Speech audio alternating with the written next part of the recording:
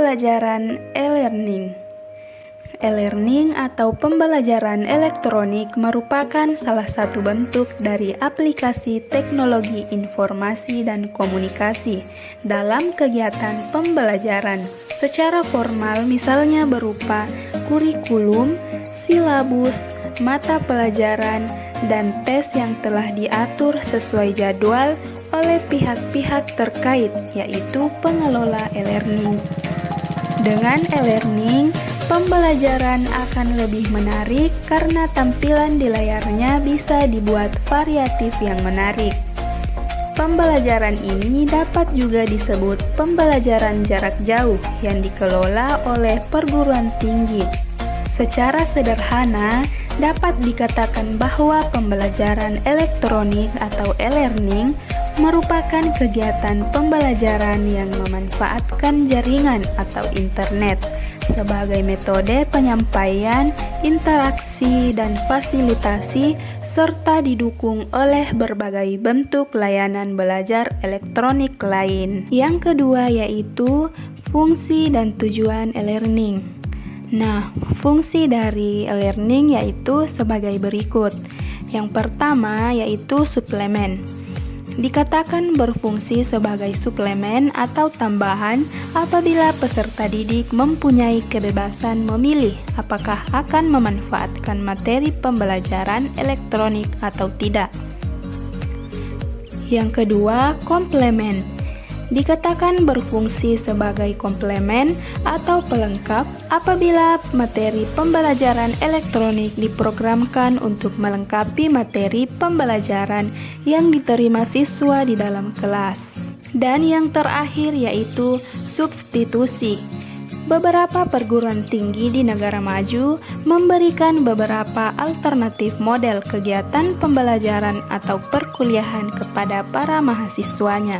Nah, adapun tujuan dari e-learning yaitu sebagai berikut. Yang pertama, meningkatkan daya serap dari para pembelajar atas materi yang diajarkan. Yang kedua, meningkatkan partisipasi aktif dari para pembelajar.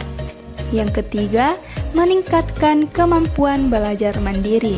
Dan yang terakhir yaitu meningkatkan kualitas materi pembelajar. Yang ketiga yaitu manfaat e-learning. Ada beberapa manfaat yang akan didapat dari penggunaan e-learning, yaitu sebagai berikut. Yang pertama yaitu penggunaan e-learning dapat menunjang pelaksanaan proses belajar dan meningkatkan daya serap peserta didik atas materi yang diajarkan. Kedua yaitu meningkatkan partisipasi aktif dari peserta didik, sehingga proses pembelajaran menjadi lebih menarik dan tidak monoton.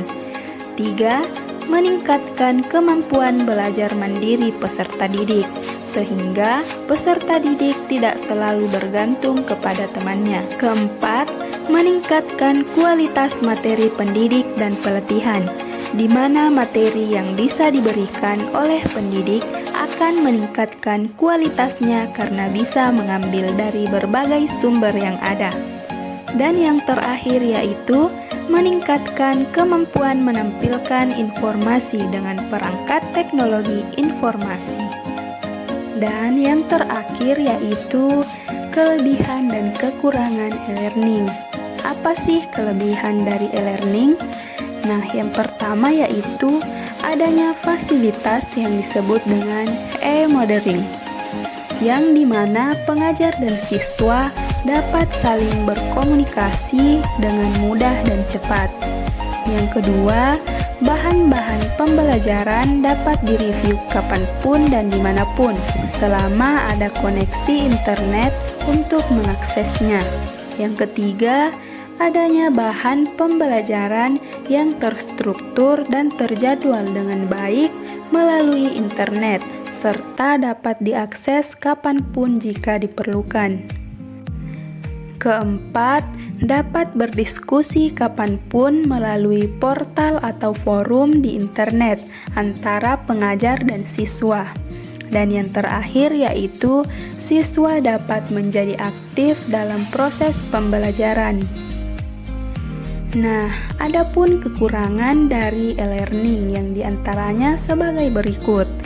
Yang pertama yaitu interaksi secara langsung antara pengajar dan siswa akan berkurang.